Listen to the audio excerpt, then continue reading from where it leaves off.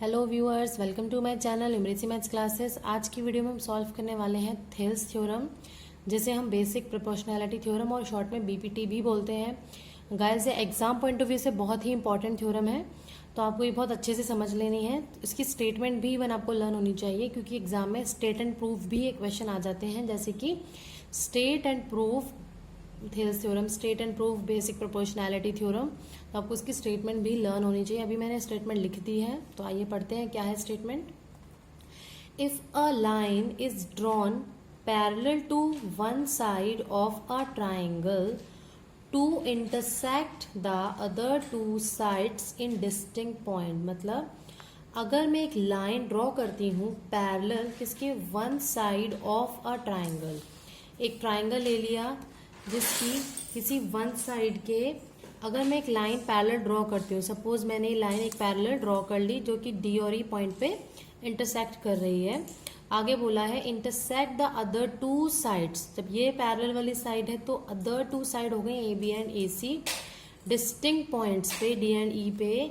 The other two sides, जो two sides हैं, are divided in the same ratio, मतलब जो ये रेशियो, ये साइड्स थी ना, ये सेम रेशियो में डिवाइड हो जाएंगी। मीन्स ए बी जो साइड थी वो किस में डिवाइड हो जाएगी, ए डी और डी बी दो पार्ट में, और इनका रेशियो क्या बोला है उसने, सेम होना चाहिए। Means A D upon D B equal होगा किसके, दूसरी साइड के रेशियो के, यानी कि ए ई अपॉन ई सी के।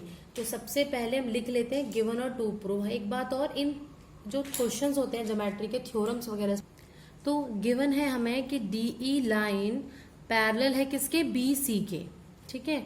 और प्रूफ क्या करना है हमें, टू प्रूफ ये रेशियोज, यानी कि A D upon D B equals to A E upon E C, ठीक है। अब कुछ कंस्ट्रक्शन करनी पड़ेगी हमें, डायरेक्टली सॉल्व नहीं हो पाएगा। तो कंस्ट्रक्शन हम क्या करने वाले हैं, एक तो हम ज्वाइन करने वाले हैं बी ई को, join B E and C D, ये याद रखेंगे आप। हमने बीई और सी डी को ज्वाइन करना है, तो हमने ये ज्वाइन कर लिया बीई एंड सी डी, ठीक है। दूसरा हम ड्रॉ करेंगे perpendicular, and draw D M perpendicular to A C and E N perpendicular to A B. Now D M कहाँ बनेगा, देखो ए सी लाइन ये है, डी एम परपेंडिकुलर आना इस लाइन पे, तो कुछ ऐसे आएगा एम, और ई एन मतलब कुछ यहाँ आएगी लाइन, ई एन परपेंडिकुलर है ए बी पे।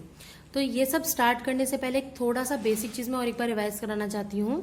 मान लीजिए आपके पास एक ट्राइंगल है और उसमें एक परपेंडिकुलर है, सपोज ये वाला, तो इसका एरिया निकालना है तो क्या होता है, half into base into height होता है। बेस कौन सी लाइन होती है, जिसपे ये परपेंडिकुलर डलता है। मीन्स ये लाइन होगी आपकी बेस, सपोज ये ए बी सी डी है अगर, तो फॉर्मूला क्या होगा इसका, हाफ इंटू बेस, बेस यानी कि B C into height, height क्या हो जाएगी ए डी। अगर सपोज इस तरह से कोई ट्राइंगल बनता है, उस केस में मुझे इस पॉइंट से परपेंडिकुलर डालना है, तो अगर मैं इसके अंदर डालने की कोशिश करूंगी तो मुझे कहीं भी 90 डिग्री नहीं मिल पाएगा, क्योंकि लाइन तो सीधी ऐसे आएगी जो कि आउटसाइड हो जाएगी इस ट्राइंगल से। अगर आउटसाइड हो जाएगी इस ट्राइंगल से, मीन्स आपका परपेंडिकुलर हो गया बाहर। तो अब कैसे लिखें इसका फॉर्मूला, अभी भी सेम यही लिखेंगे, हाफ इंटू बेस। अब बेस आपका बी डी नहीं रहेगा, क्योंकि ट्राइंगल का बेस तो ए बी सी में बी सी है, तो half into B C into height, height क्या है आपकी ए डी, हाइट आप ए डी ही लेंगे, लेकिन साइड आप ये वाली लेंगे, ये नहीं सोचेंगे कि बी डी, क्योंकि बी डी में डी आपका आउटसाइड द पॉइंट है ट्राइंगल के, आपको इनसाइड पॉइंट लेना है, तो हाफ इंटू बी सी और हाइट हो जाएगी ए डी। तो ये आपको आना चाहिए, ठीक है। अब स्टार्ट करते हैं आगे। तो हम बात करने वाले हैं कौन कौन से ट्राइंगल की, ए डी ई, एक तो जो कॉमन वाला ट्राइंगल बन रहा है ना, इसकी बात करेंगे, फिर साथ में बी डी ई की, जिसमें ये दोनों लाइनें यूज हो जाएं, और ए डी की बात करें तो बात करेंगे इसके अलावा डी ई सी की। तो सबसे लिखते हैं पहले in triangle A D E. A D E में वही half into base into height करेंगे, तो area of A D E क्या होगा, हाफ इंटू बेस। नाउ ध्यान से देखना, ए डी ई, ये ए डी ई में आप बेस एक बार अगर परपेंडिकुलर डी एम को मानो, तो बेस आपका क्या होगा, ए ई ये होगा, यानी कि आपका हो जाएगा हाफ इंटू बेस कितना है आपका AE इंटू, और वो कितना हो जाएगा DM। एक और तरीका था इसको निकालने का, अगर मैंने परपेंडिकुलर दूसरी साइड डाल दिया, दूसरी साइड मतलब ये भी तो ADE है, अगर मैं E से परपेंडिकुलर डालती हूँ, ध्यान से देखेंगे, इसके लिए ये केस था, ये परपेंडिकुलर ऐसे गया, ट्राइंगल वही है सेम ADE, लेकिन इस वाले केस में मैं डिफरेंट टाइप से ले रही हूँ। इस वाले ट्राइंगल में मैं E से परपेंडिकुलर डालूंगी, तो इस बार आपका बेस क्या हो जाएगा AD एंड हाइट क्या हो जाएगी E, यहाँ पे क्या है N, तो EN। ये आपकी एरिया ऑफ AD दो तरीके से निकल गया। दूसरा हम निकालेंगे एरिया ऑफ BDE। BDE अब ध्यान से देखना, ये वाला केस हो गया। BDE में कहीं परपेंडिकुलर है, बाहर है, देखो EN जो है वो बाहर है ना, क्योंकि ये ट्राइंगल था और EN आपका हो गया बाहर, तो यानी कि इसका BD का फॉर्मूला हो जाएगा हाफ इंटू बेस। बेस क्या है, देखो इसी वाली लाइन को तो आगे एक्सटेंड करके परपेंडिकुलर आया है, मतलब बेस आपका हो गया BD इंटू हाइट हो जाएगी EN, ठीक है। And area of DEC, now DEC में भी बाहर है कौन सा, DM परपेंडिकुलर बाहर है ना, तो ये हो जाएगा हाफ इंटू बेस। बेस क्या हो जाएगा CE और हाइट क्या होगी DM, तो CE इंटू DM। ये कैसे समझ में आ गया चारों आपको अच्छे से। सपोज मैंने इक्वेशन मान ली है ये वाली 1, यहाँ लिख देती हूँ मैं, ये 2, ये इक्वेशन 3 और ये इक्वेशन हमने ले ली 4। मैंने तो अभी हम करेंगे इक्वेशन, अब देखो किसको डिवाइड करेंगे। अगर हम 1 और 3 को डिवाइड करते हैं, ध्यान से देखना कुछ भी कैंसिल नहीं होगा क्योंकि सब कुछ सेम है, लेकिन यही अगर हम 1 और 4 को डिवाइड कर दें तो DM तो एटलीस्ट कैंसिल होगा, हाफ हाफ तो सभी में होगा, लेकिन DM भी कैंसिल होगा। इसी तरह मैं 2 और 3 को डिवाइड कर दूं तो यहाँ EN कैंसिल होगा, मतलब आपको 1 और 4 को डिवाइड करना है, 2 और 3 को डिवाइड करना है। तो डिवाइड करते हैं on dividing equation 1 and 4 and on dividing equation 2 and 3, ठीक है।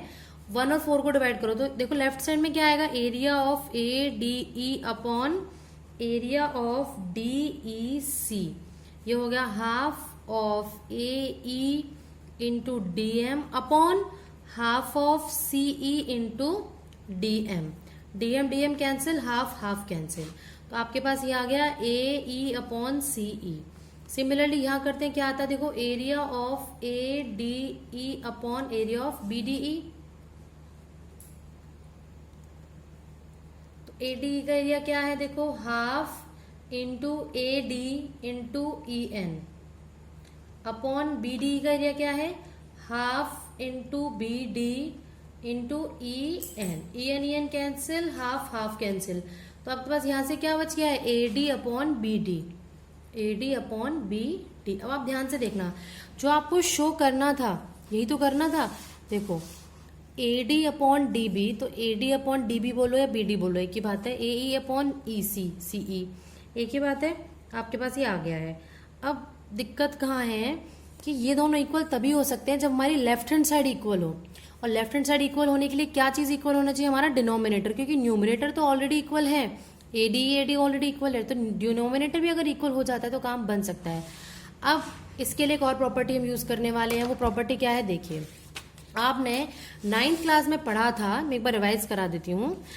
अगर एक बेस पे 2 ट्राइंगल बनते हैं ऐसे, सपोज ये बेस हो गया इन दोनों ट्राइंगल के लिए, ये सपोज सॉरी ये बेस और इसके लिए भी ये बेस, दोनों का बेस सेम है और दोनों किसी पैरेलल लाइन के बीच में लाई करते हैं। लाइन ये थी हमारी, if 2 triangles lie on the same base and between same parallel lines then उनका एरिया क्या होता है, आपस में सेम होता है। मतलब अगर ये ABCD है तो आपका area of ABC will be equal to होगा area of DBC।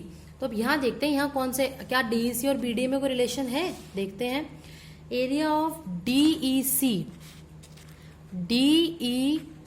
And area of BDE, आप ध्यान से देखना, ये इमेज बन रही है DE, ये ऐसे और ये ऐसे, तो ये DE और यहाँ बन रहा है ये आपका, इधर B है और ये C है। और हमें क्वेश्चन में ऑलरेडी गिवन था कि ये लाइन कैसी है, आपस में पैरेलल है डी और बी सी। अब ध्यान से देखना, बेस डी कॉमन हो गया दोनों ट्राइंगल्स के लिए, बेस डी इज कॉमन और बिटवीन सेम पैरेलल है, यानी कि दोनों का एरिया क्या हो जाएगा, सेम। तो आप उसके लिए आपको लिखनी पड़ेगी line, triangle B D E and triangle D E C lies on the same base, किस पे लाई करते हैं, डी ई पे, and between the same parallel line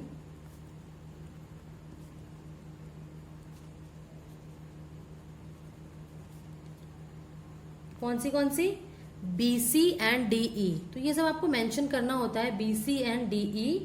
therefore area of BDE equals to हो जाएगा एरिया ऑफ DEC के।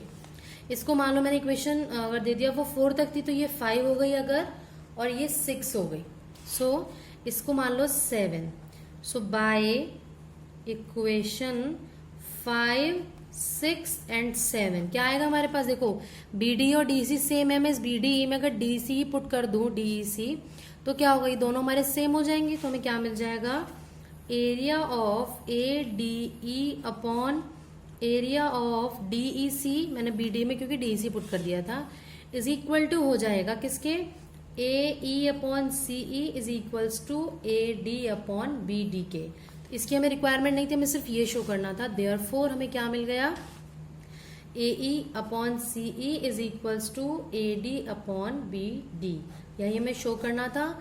ये थी हमारी BPT theorem, most important theorem of this chapter. तो आप इसको बहुत अच्छे से कर लेंगे, एक बार समझने के बाद कम से कम 1 से 2 बार आप लिख के देखेंगे इसको जरूर, तभी आपको ये अच्छे से समझ में आएगी। समझने के बाद लिखना जरूरी है ताकि स्टेप्स आपको लर्न रहें। तो मिलते हैं नेक्स्ट वीडियो में इसके कन्वर्स के साथ, तब तक के लिए bye bye, take care and keep watching my videos, thank you.